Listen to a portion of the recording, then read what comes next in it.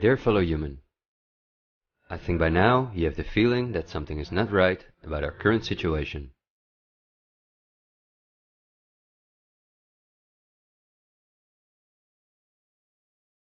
But I also think that the many ill-founded conspiracy theories may have caused you to distance yourself from both the media scaremongering and from those who spread the conspiracy theories. Still, I hope you will listen to me for a moment, because as you watch this video, hundreds of millions of people worldwide are falling into poverty because of the measures that have been in place for so long.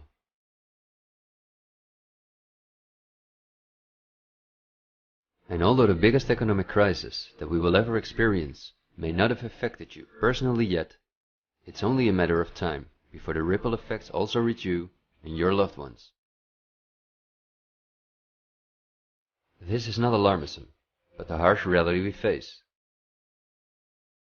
I also think that we can limit the damage and even benefit from it if we are properly and objectively informed about our current situation. Therefore, I would like to show you some easy verifiable facts that I think are essential. Less than a handful of megacorporations dominate every aspect of our lives. That may seem like an exaggeration, but from the breakfast that's on the table in the morning, to the mattress we sleep on at night, and everything we do, put on, or consume in between, all are largely dependent on these corporations. These are investment companies of immense proportions, and they manage the major money flows on Earth. They are the protagonists of the play which we are currently witnessing. So as not to take up too much of your time, I've summarized the most important information as briefly as possible. How does it work? Let's take as an example a company like PepsiCo, which is the parent company of many of the most popular soft drinks and snacks in the world. There appear to be many different competing brands, but they all come from the factories of a small number of corporations that together have a monopoly on the industry. Within the packaged food industry, there are a number of other major companies, such as Unilever, the Coca-Cola Company, Mondelez, and Nestlé.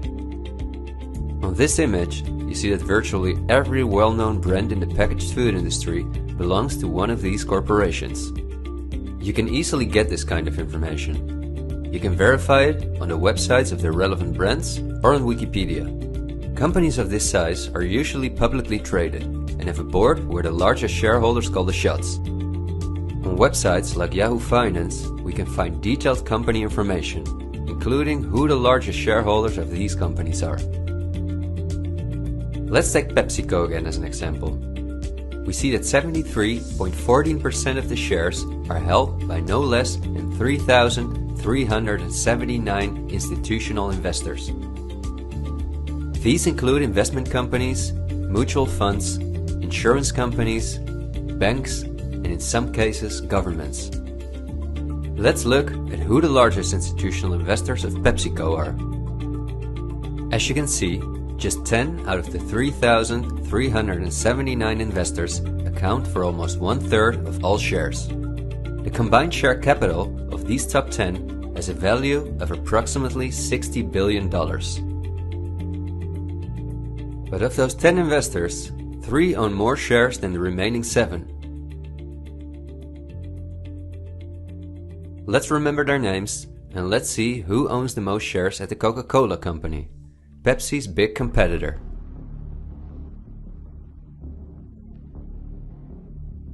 We see that just like with PepsiCo, the majority of the shares are held by institutional investors.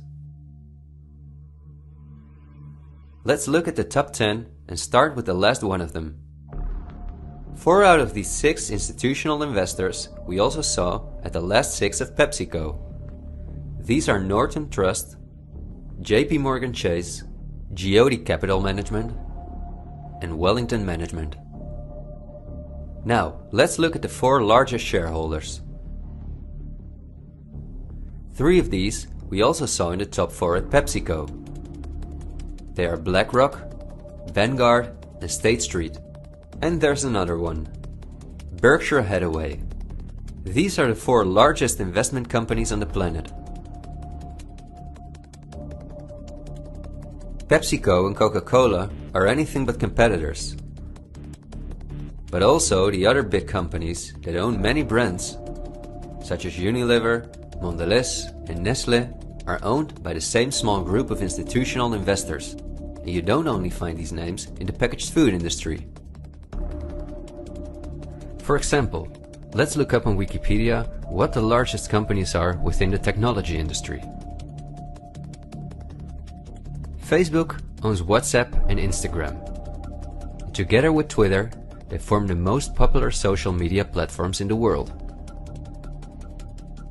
Alphabet is the parent company of all Google businesses, including YouTube and Gmail, but they are also the biggest sponsors and developers of Android, one of the two operating systems on which almost all smartphones and tablets in the world run.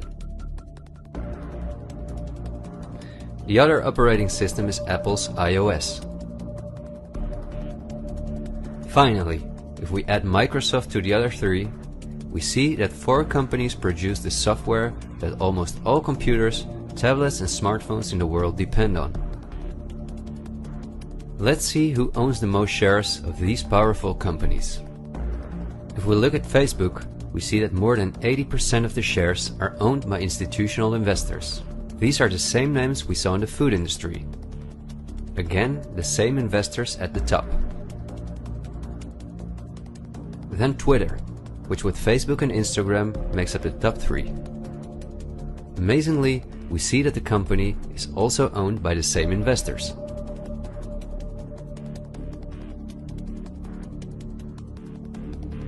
We see them at Apple, but also with their big competitor Microsoft.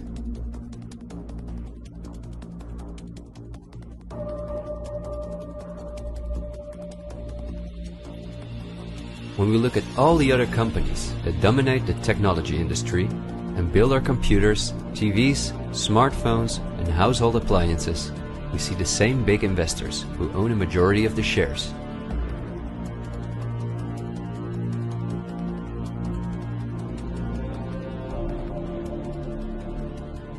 We see this within all industries around the world. And just to show you that I'm not exaggerating, I'll give you another example. Let's say we want to plan a vacation.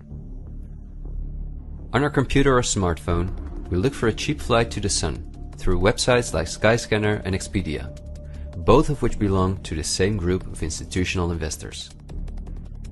We fly with one of the many airlines, of which the majority of the shares are often owned by the same investors or by governments, like Air France-KLM. The aircraft we fly is in most cases a Boeing or an Airbus. Again, we see the same names. We look for a hotel or an apartment through Booking.com or Airbnb.com. Once we arrive at our destination, we go out for dinner, then we write a review on TripAdvisor. The same investors are at the basis of every aspect of our journey, and their power goes even much further, because even the kerosene that fuels the plane comes from one of their many oil companies and refineries. Just like the steel that the plane is made of comes from one of their many mining companies. This small club of investment companies, banks and mutual funds are also the largest shareholders in the primary industries, where raw materials come from. If we look on Wikipedia for the largest mining companies in the world, we see that their shareholders are the same institutional investors we see everywhere else.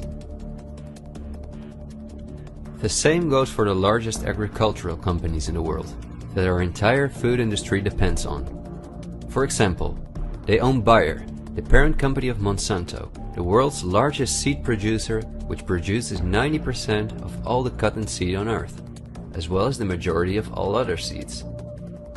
But these institutional investors are also the shareholders of the largest textile manufacturing companies in the world, and even the numerous popular clothing brands that turn the cotton into the clothes we wear are owned by the same group of investors.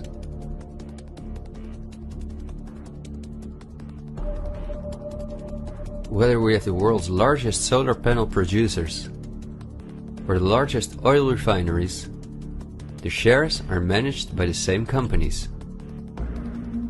They own the tobacco companies, who produce all the popular tobacco brands in the world. But they also own all the major companies in the pharmaceutical industry and the scientific institutes that produce the drugs. They own the companies that produce our metals and raw materials, and the entire automobile, aircraft and arms industry where those metals and raw materials are processed.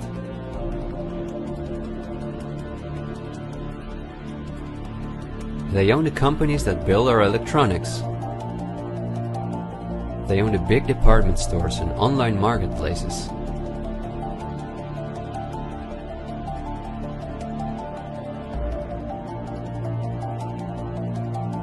And even the payment methods that we use to pay for their products.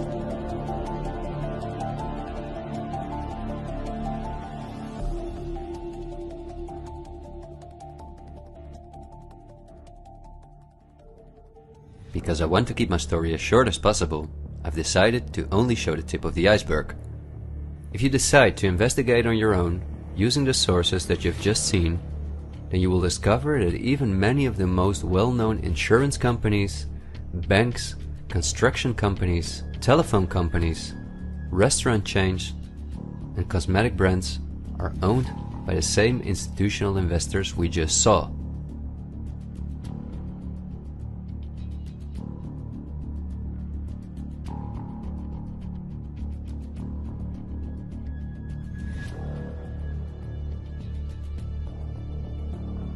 These institutional investors are, as I told you earlier, mainly investment companies, banks and insurance companies. They are in turn also owned by shareholders. Now, what is the most amazing thing? All of these institutional investors own each other's shares, and together they form an immense network that we can compare to a pyramid. The smaller institutional investors are owned by larger investors, who in turn belong to even larger investors. The visible top of this pyramid consists of only two companies, and we have seen their names many times by now. They are Vanguard and BlackRock. The power of these two companies is something we can barely imagine. Not only are they the largest institutional investors of every major company on Earth, they also own the other institutional investors of those companies, giving them a complete monopoly. According to a report by Bloomberg, one of the most respected institutions in the world in the field of financial data and analytics, experts expect that by 2028 both companies will collectively manage about $20 trillion in investments, and in the process will own almost everything on Earth. The same Bloomberg called BlackRock the fourth arm of government, because it is the only non-government entity that has a close relationship with the federal banks, also called the central banks. BlackRock not only lends money to the federal banks, but is also their principal advisor and the developer of the computer system that the federal banks use. Dozens of BlackRock employees had senior positions in the White House during the Bush and the Obama administrations, and currently under Joe Biden. BlackRock CEO Larry Fink is a welcome guest with many heads of state and politicians, and understandably so. He's the face of the company that pulls the strings.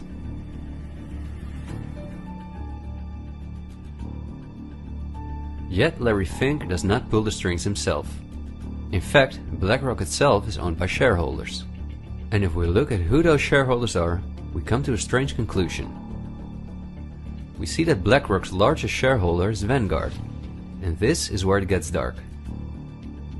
Vanguard itself has a unique structure that makes it impossible to see who its shareholders or clients are. The elite who own Vanguard don't want anyone to know that they are the owners of the most powerful company on Earth. But of course, this is no secret to those who are willing to look into it. Reports by Oxfam and Bloomberg show that 1% of the world's population collectively owns more money than the other 99%. Indeed, Oxfam claims that as much as 82% of all the money earned in 2017 went to this 1% of people.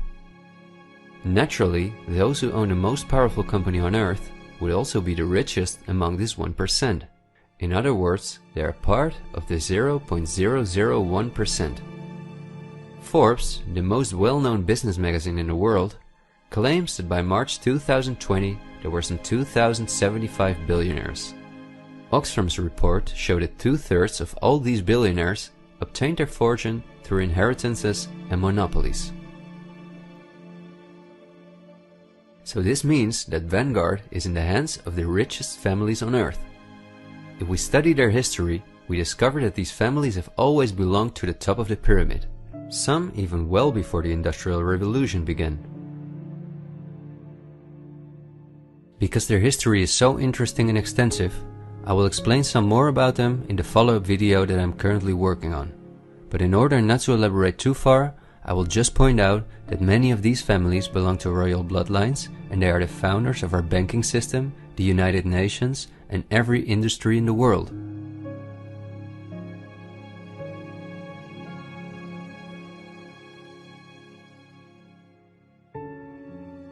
These families never lost their power, but because of an increasing world population, they were forced to hide behind investment companies such as Vanguard, whose largest shareholders are the private funds and non-profit organizations of these families.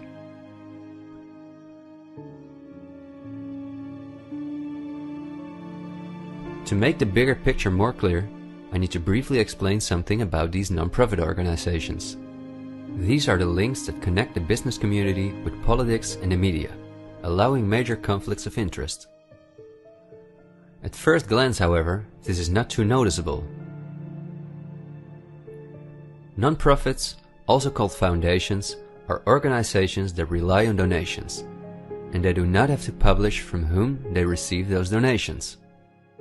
They can invest this money in whatever they want, and do not have to pay tax on their profits as long as those profits are reinvested in other projects that they are involved in. Non-profits can move hundreds of billions of dollars from invisible investors. According to a report by the Australian government, this makes non-profit organizations ideal to finance terrorist groups and launder large sums of money.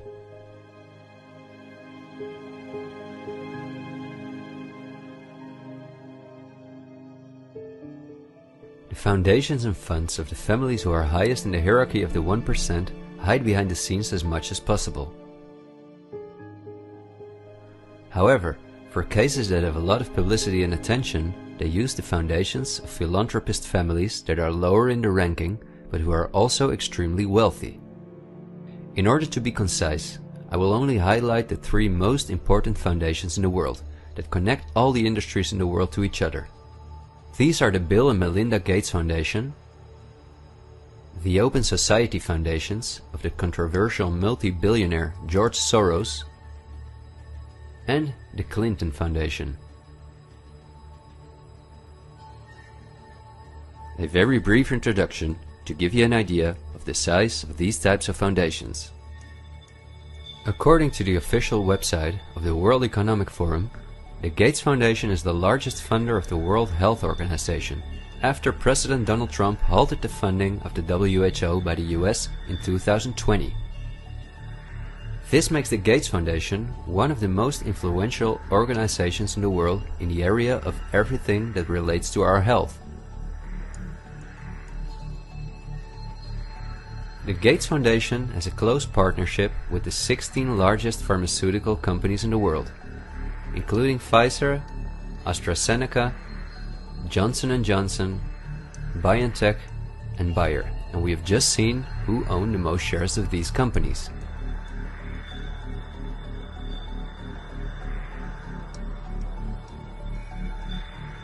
Bill Gates was anything but a poor computer nerd who made it to one of the richest people in the world, but he came from a philanthropic family that, just like himself, worked for the absolute elite. Bill is the founder of Microsoft, which is owned by BlackRock, Vanguard, and until recently Berkshire Hathaway. But at the same time, the Gates Foundation is the largest shareholder after BlackRock, Vanguard, and State Street in Berkshire Hathaway, where he was even on the board for a while. We would spend hours if we considered everything the Gates Foundation, the Open Society Foundations of George Soros, and the Clinton Foundation are involved in. But because they connect us with the next topic and with the current events, this brief introduction was important. I think the next topic should start with a question.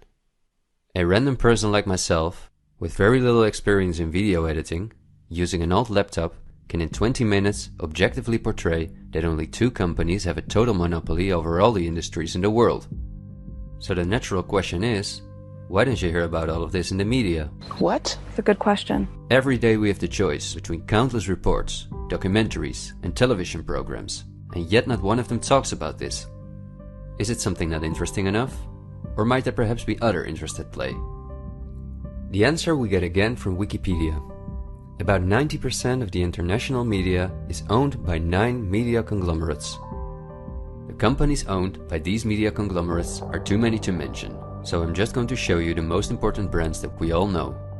Viacom CBS is the parent company of, among others, all CBS channels, Paramount, where the most famous movies and series in the world come from, MTV, Comedy Central, Nickelodeon, the popular British Channel 5 and the popular Australian 10. Guess who the largest shareholders of Viacom CBS are?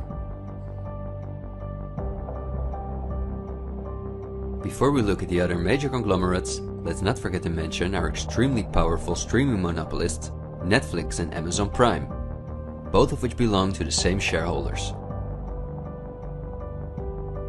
Then AT&T, which is the parent company of Warner Brothers, HBO, Discovery Channel, CNN, Cartoon Network, TNT, DC, and many other well-known brands.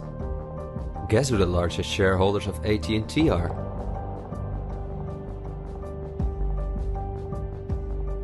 The third one is the all-powerful News Corp. This company owns many of the most well-known national and regional newspapers, magazines and TV channels in the US, the UK and Australia.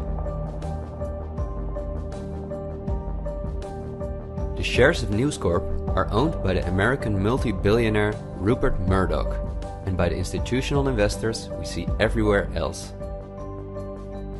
News Corp's sister company is Fox Corporation, which is also one of the most powerful media conglomerates on earth. Just like News Corp, it is owned by the Murdoch family and the usual investors. Then the Walt Disney Company, a conglomerate of unimaginable dimensions, with many subsidiaries such as Pixar, Marvel, 20th Century, Lucasfilm, ABC, National Geographic, and Hulu. Who are their biggest shareholders? Another powerful media conglomerate is Comcast. This is the parent company of NBC, DreamWorks, Universal, the Sky Group, Focus Features, Xfinity, and many other major media brands. As you would expect, their largest shareholders are Vanguard and BlackRock.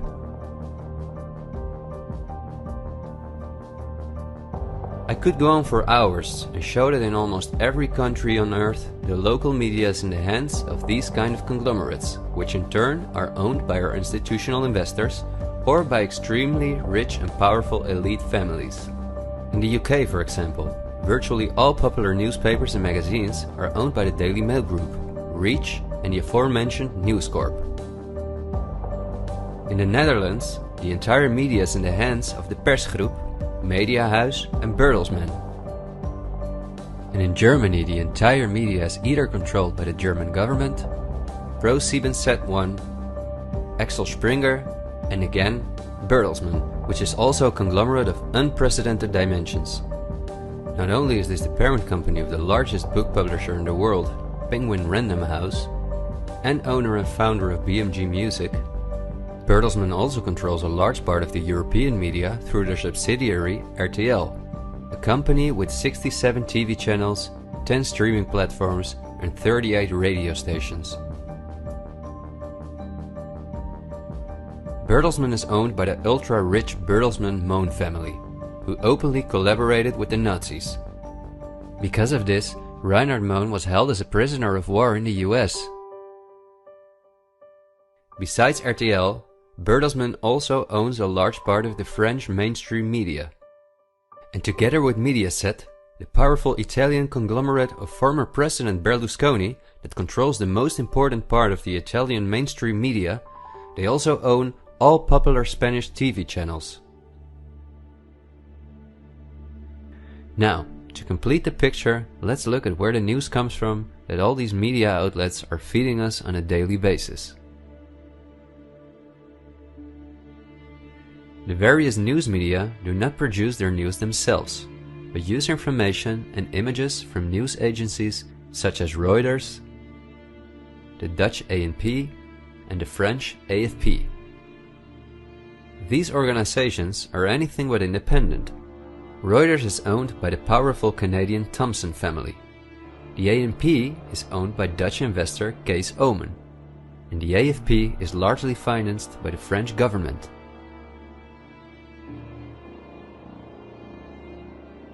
The main journalists and editors who work at our media or at these news agencies are affiliated with important journalistic organizations, such as the European Journalism Centre. These are one of the largest funders of media-related projects across Europe. They train journalists, produce study materials, give internships at, for example, the ANP, and work closely with the world's largest corporations such as Google and Facebook. For journalistic analysis and opinion, all the major media outlets in the world use Project Syndicate, the most powerful organization within its field. It supplies the 506 most important media outlets in 156 countries. Project Syndicate, plus an organization such as the European Journalism Centre, together with the news agencies, are the connecting link between all the different media outlets around the world. When newscasters read the news from their teleprompters, there is a good chance that the text comes from one of these organizations.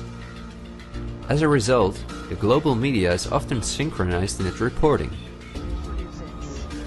We are concerned about trouble and treatment of irresponsible, one-sided news stories plaguing our country. The sharing of biased and false news has become all too common on social media. More alarming, some media outlets publish these same fake stories without checking facts first. The sharing of biased and false news has become all too common on social media. More alarming, some media outlets publish these same fake stories without checking facts first. Unfortunately, some members of the media use their platforms to push their own personal bias and agenda to control exactly what people think. And this is extremely dangerous to our democracy. This is extremely dangerous to our democracy.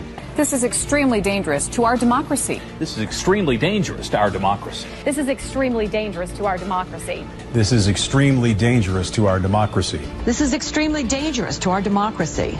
This is extremely dangerous to our democracy. This is extremely dangerous to our democracy. This is extremely dangerous to our democracy. This is extremely dangerous to our democracy. This is extremely dangerous to our democracy. In September 2020, the European Journalism Centre and Facebook set up a fund to support selected news organizations to do the reporting during the corona crisis. Let's see who the organizations are that, along with the news agencies, produce our news. At Project Syndicate, we see the Bill and Melinda Gates Foundation, the Open Society Foundation, and the European Journalism Centre.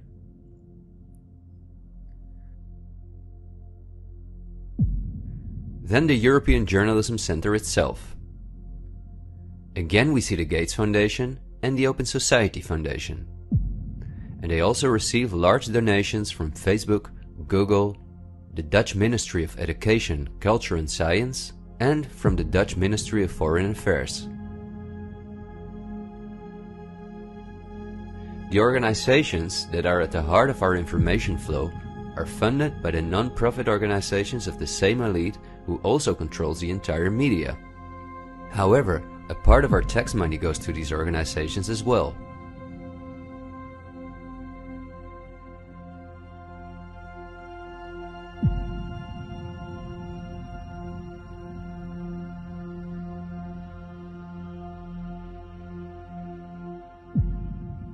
Okay, I realize this was a lot of information to process, and believe me, I've made it as short as possible, and I've only used those examples that seem necessary to show you the overall picture, so you can understand the current situation better. It is an all-encompassing topic that can change our view on many historical events, but my goal is to inform you about the danger in which we presently find ourselves.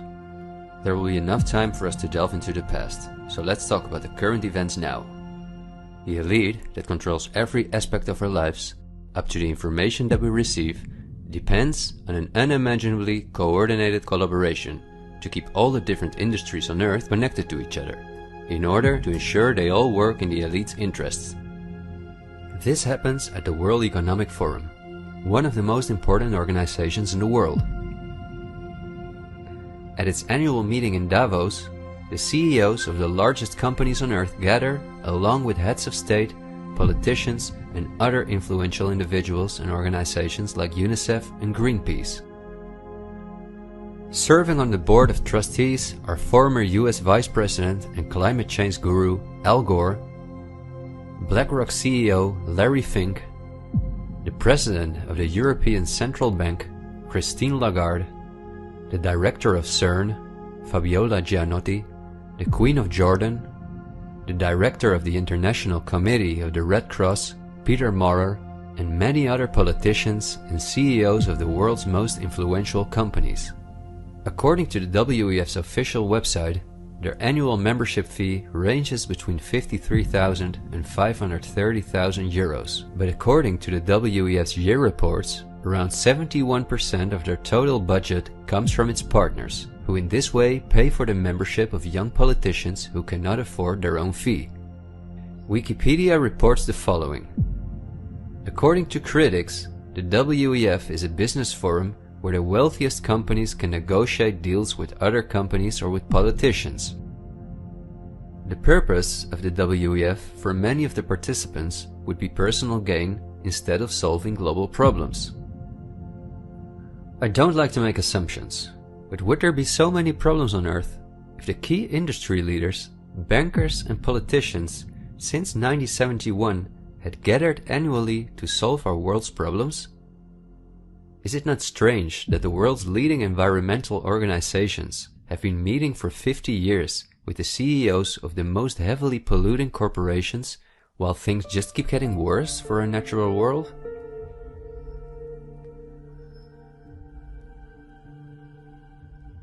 That these critics of the WEF are right soon becomes clear when we look at who the most important partners are that account for almost 71% of the WEF's budget.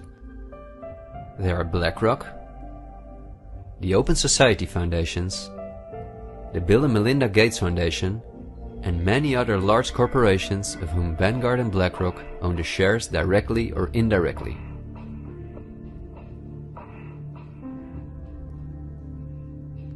The president and founder of the WEF is Klaus Schwab, a German professor and businessman.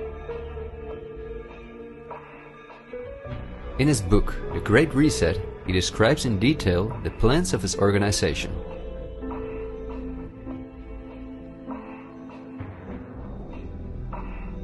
The coronavirus, according to him, is the excellent opportunity to literally reset our society in every regard. He calls this Build Back Better, and this slogan seems to be the motto of all globalist politicians in the world. And it's now a historical moment, a crucial moment, to rebuild the future, to reset our policies. And of course, we also want to work together on building back better. You know, I said we're going to build back and we're going to build back better. It's certainly a major crisis, but it also offers us a unique opportunity. We must use this historical opportunity. Together we can turn a crisis into an opportunity. But this global pandemic has also created an opportunity to build back better. To build back better later.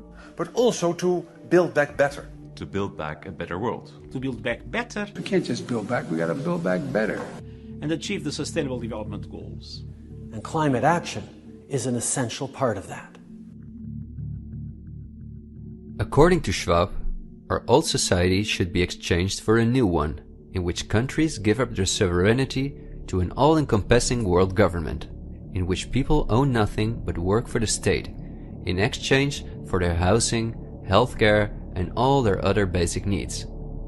All of this is necessary, according to the WEF, because our modern consumer society, which the elite themselves imposed on us, can't keep going as it is. It's no longer sustainable.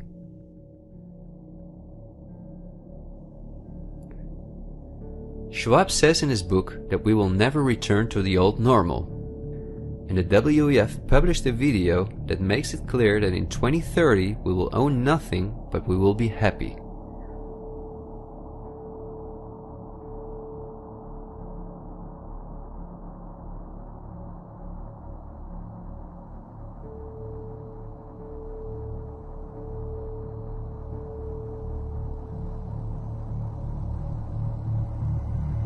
You've probably heard some talk about the New World Order.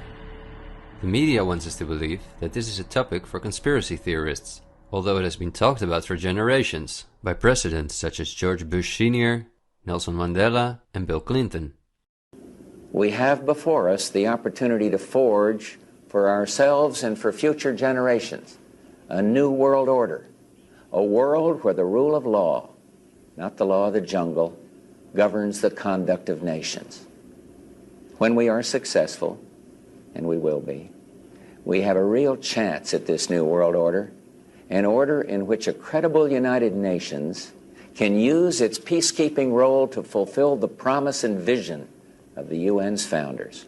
After 1989, President Bush said, and it's a phrase that I often use myself, that we needed a new world order. That the affirmative task we have now is to actually create a new world order.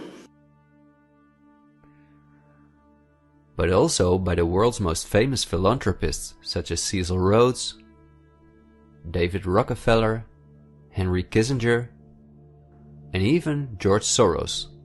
I think you need a new world order, that China has to be part of the process of creating it, and they have to buy in, they have to own it. These important figures, who apart from Mandela, were all among the top of the elite when they were still alive, are not the only ones who dream about an all-powerful world government. In 2015, the UN presented its controversial Agenda 2030, which is almost identical to Klaus Schwab's Great Reset. In their own words, the UN, like Schwab, wants to ensure that by 2030, poverty, hunger, environmental pollution, and disease no longer exist on Earth. It sounds like a sympathetic plan, until you read the fine print. You see, the idea is that Agenda 2030 is going to be paid for by us, the citizens. And just as it is currently required of us that we give up our basic rights for the sake of public health, we will be demanded to give up our wealth in favor of poverty reduction. These are not conspiracy theories. You can read this for yourself on their official website. In short, it boils down to this. The UN wants to take the tax money from all Western countries and give it to the mega corporations of the elite, who will be contracted to rebuild society. Globally, a completely new infrastructure is needed, because fossil fuels must be made a thing of the past, according to the UN. For this immense project, a world government is needed, says the UN. And the same UN takes it upon herself to be this global government. Just like Schwab, the UN also believes that a pandemic is the perfect opportunity to accelerate the implementation of Agenda 2030.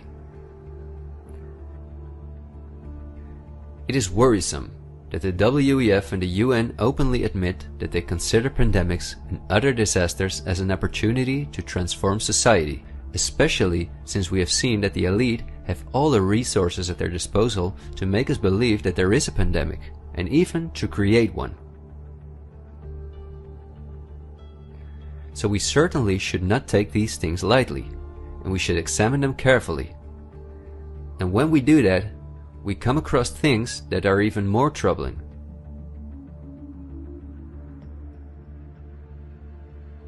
On Friday, October 18, 2019, months before the pandemic was declared, a meeting was held at the Pierre Hotel in New York City for a select group of about 130 very important guests, including politicians and the world's most respected medics and pharmacists. The purpose of the meeting was to simulate the possible scenarios in the event of a global pandemic. This could be a coincidence, you might say. For this simulation, however, a coronavirus was used as an example. The simulation covered in detail how the coronavirus would develop and how they could only control this through the intensive collaboration of entire industries, governments, and government agencies. Once again, a new world order to save us from destruction. Does it surprise you when I tell you that this meeting, called Event 201, was organized by none other than the World Economic Forum, the Bill and Melinda Gates Foundation, and the Johns Hopkins Institute? This is not a conspiracy theory. Check the official website of Event 201 for yourself.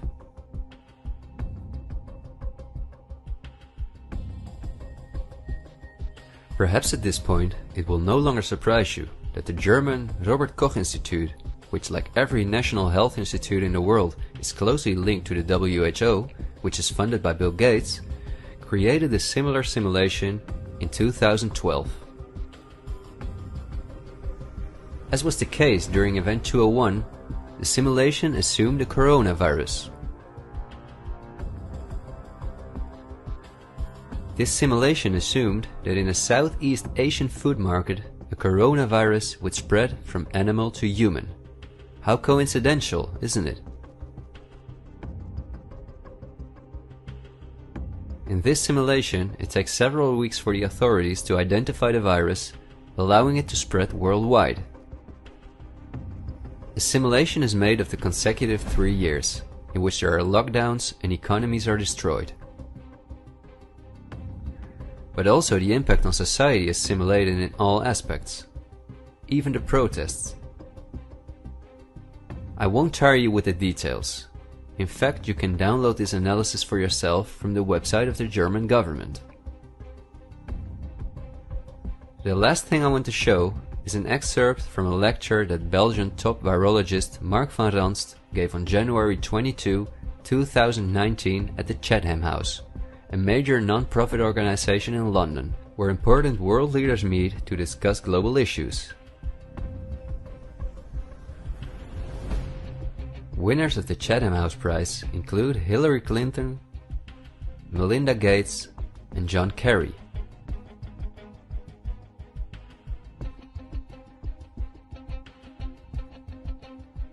What Van Ranst is discussing is simply shocking.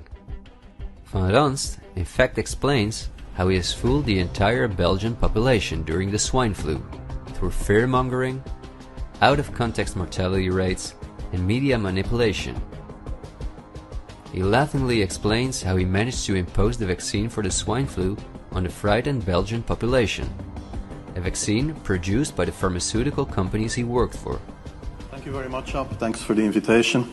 And I was asked to tell you about my experiences being the crisis manager, the flu commissioner for Belgium, and highlighting the communication. And then you have one opportunity to do it right. I mean, day one is so important. In day one, you start your communication with the press, with the people, and you have to do it right. I mean, you have to go for one voice, one message. In Belgium, they chose to appoint a non-politician to do that. I mean, I have no party affiliations, and that makes things a little bit, at that time at least, a little bit easier, because you're not attacked politically, majority, minority. That doesn't come into play, and that was a huge advantage. The second advantage is that you can play in Brussels the complete naive guy and get a lot more done than you would otherwise be able to do. You have to be omnipresent that first day or the first days, so that you attract the media attention. You make an agreement with them that you will tell them all, and if they call, you will pick up the phone. When you do that, then you can profit from these early days to get complete carpet coverage of the field, and they're not going to search for alternative voices there. And if you do that, that makes things a lot easier. These first weeks, That's easy street. When you have no opposition and everybody needs news and they can come to you for news, you can bring quite a lot of neutral information, and it is picked up, and it is well, the news is brought the way you bring it, and that is you can only do that in the first couple of weeks or months. And then you have to say, okay, well, we will have H1N1 deaths. Of course, that would be unavoidable. I used there Sir Donaldson's quote, where he said that in the UK, by the peak of the epidemic, 40 people would die per day at the end of the summer. So 62 at that time million people in the UK, 40 deaths a day. I worked it out for Belgium. That would be 7 deaths a day at the peak of the epidemic. I used that in the media. 7 Belgian flu deaths per day at the peak of the epidemic would be realistic. That is true in every year, even interpandemically. That is very, very conservative. However, talking about fatalities is important, because when you say that, people say, wow, what do you mean? People die because of influenza? And that was a necessary step to take. And then, of course, a couple of days later, you had the first H1N1 death in the country, and the scene was set and it was already talked about. And then you had to pick who is going to be vaccinated first. And then, well, women and children first, whatever. I mean, risk groups, they were important. And then I misused the fact that the top football soccer clubs in Belgium inappropriately and against all agreements vaccinated they made their soccer players priority people. So I said I can use that. Because if the population really believes that this vaccine is so desirable that even the soccer players would be dishonest to get their vaccine, I said, okay, I can play with that. So I made a big fuss about this. This is Van Ranst is raving mad. But it worked. The Chatham House organization is also funded by all major corporations of the elite, the Gates Foundation and the Open Society Foundations. We could talk for hours about the coronavirus, which has a survival rate of 99.98%, and about the incomprehensible measures that are destroying our society. Millions of entrepreneurs have lost their income. Countless elderly people have died in loneliness, isolated from their families. But I think we have reviewed enough facts that put the global COVID measures in a broader context, seen from the perspective of the elite. This extremely wealthy elite, collectively of tens of thousands of billions, has no problem whatsoever with the fact that more than 40% of the world's population has to live on less than $5.50 a day, or that millions of children are dying from the drinking water contaminated by them, or from malnutrition, or by their bullets and bombs. They just want to get more powerful. The elite have absolutely no intention to share their wealth with us. In fact, they are honest about their plans to take even the last bit from us, and those plans are being rolled out as I'm telling this. The underlying motives of the elite will not be explained in this episode, because for this we have to dive into history and discuss topics that are beyond our modern rational thinking. But for now you may understand well enough with the simple logic that a new world order, or an all-encompassing world government, is the only way for a small elite to retain its power over an ever-increasing world population. Companies like BlackRock and Vanguard do not benefit from national borders, import taxes, and real diversity.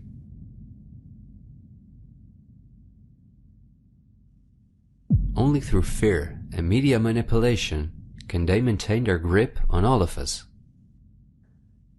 And I deliberately haven't even mentioned the inhumane blackmailing methods by which the elite keep their own most important minions in line.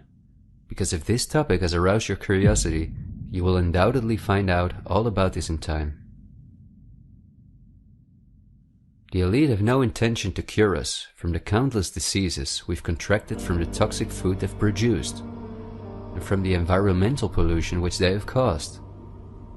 After all, if we didn't get sick, the entire pharmaceutical industry would collapse. Nothing sells like fear is the motto of top virologists like Mark van Ranst. You will be amazed, as I was, when you discover that we have been warned countless times about this elite. I think we're being run by maniacs.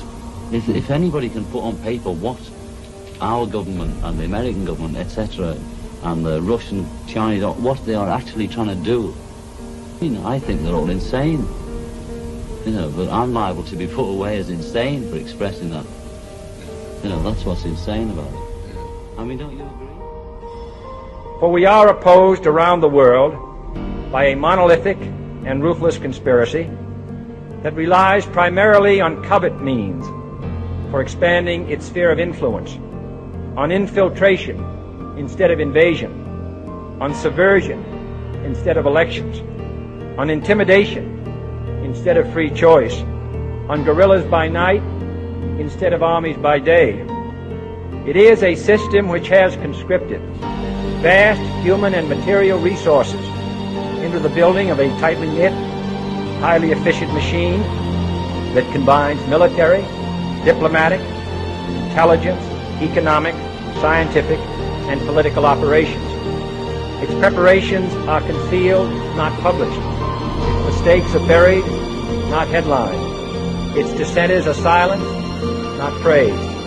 No expenditure is questioned, no rumor is printed, no secret is revealed. President Kennedy has been assassinated. It's official now. The president is dead.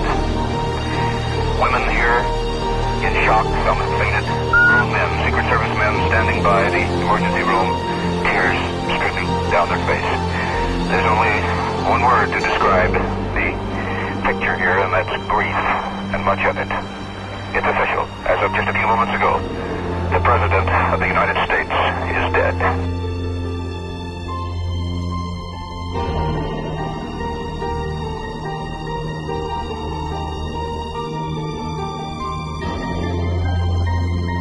When you're talking about like really elite levels, the name of the game is blackmail. That's what runs the whole system, basically.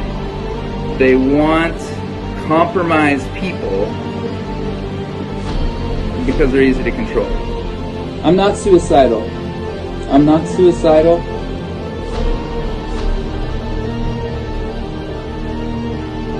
The deep state is those people within the U.S. government that are career employees that cannot be fired by people that we elect by the Congress or the President. Are these people in control? Can they enact laws? Fuck yes. Can we fire these people? No. Can presidents fire them? No. It's designed that way so that political parties and political interests cannot affect the deep state. Do you understand the nightmare of our situation, people? It is no secret. It is as open as it can be. The deep state does control America. Wake up, people, please. God, use some common fucking sense. Thank you.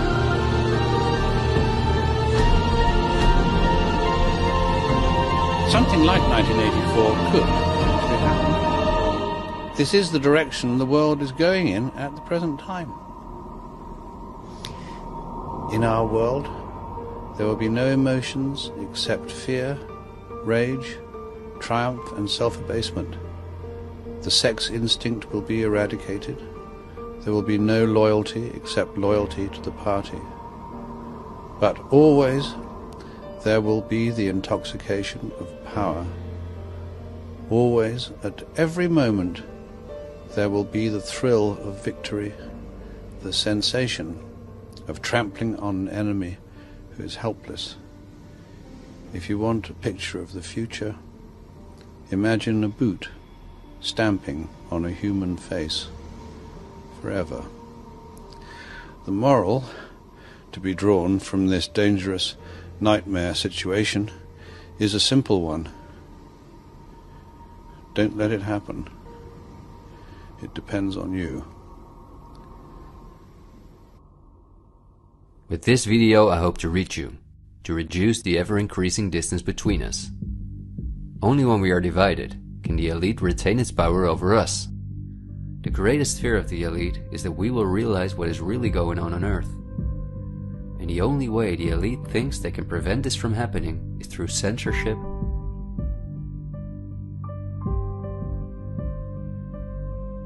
preventing human contact,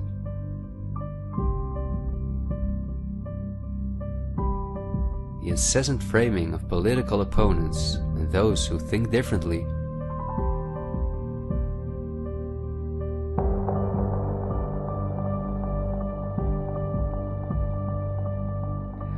and the use of brute force.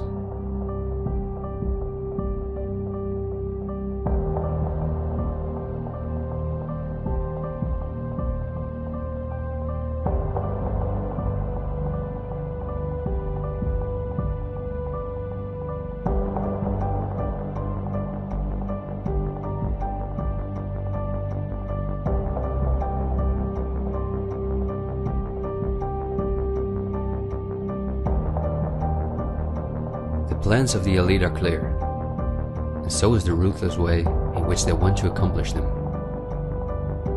If we allow this to happen, a new society will be built on the ashes of what we once knew. A new society in which we will own nothing, not even a home of our own. The elite wants to make sure that between now and 2030, everything you now own will be theirs. For this, devastating economic crisis is necessary. First, the middle class is attacked, which is the backbone of society. Entrepreneurs are forced to go into tremendous debt, which will ultimately cause them to lose all their possessions. After that, things will move quickly. Banks will fall, cash money will cease to exist, and the only way not to starve to death will be the acceptance of government support, which will include several conditions, such as the vaccination passport and giving up all private possessions.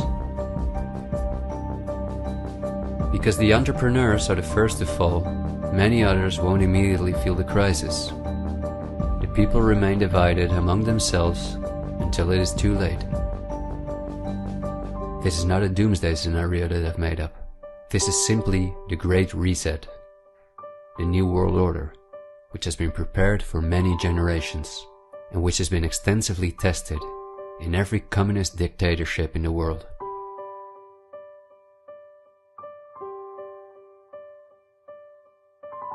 But this can also go a different direction, and instead of a great reset, we can cause a great awakening and create a world where no one has to go hungry, and where we can live in a sustainable way, in freedom, with each other and with nature. This is not an idealistic daydream. There have always been forces that have sought to break the power of the elite, but until recently, our means of communication were always insufficient to get a mass network in motion. The elite have always kept us in ignorance about the discoveries of geniuses such as Tesla, who was far advanced in the field of clean, free energy. Or Dr. Rife, who used radio waves to cure at least 16 terminal cancer patients before he, just as Tesla, died in a suspicious manner. Or Henry Ford, who in 1941 had already made a car out of bioplastic that proved stronger than steel. The elite have hidden countless such techniques from us because they form a threat to their monopolies in every industry. These were techniques that would have given us freedoms and put the elite's power at risk, which is based on our fear and dependence on their projects. These are not conspiracy theories, but facts. What I am saying is that a world of new possibilities is opening up for all of us, where there is no poverty, no pollution, diseases, or wars, and in which governments work for the welfare of the people rather than the other way around. Countless ailments that provide the pharma industry with hundreds of billions of dollars will be cured. No one will have to work their ass off to live a dignified life.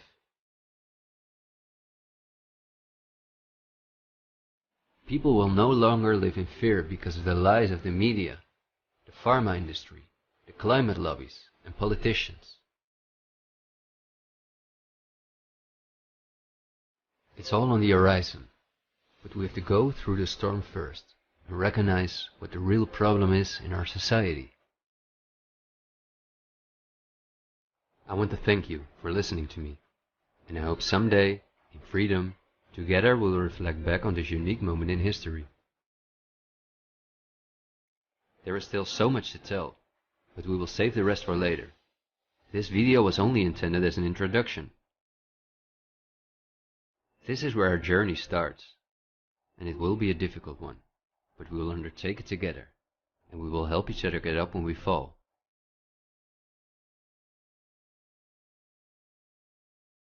We will not be afraid. We are the 99%.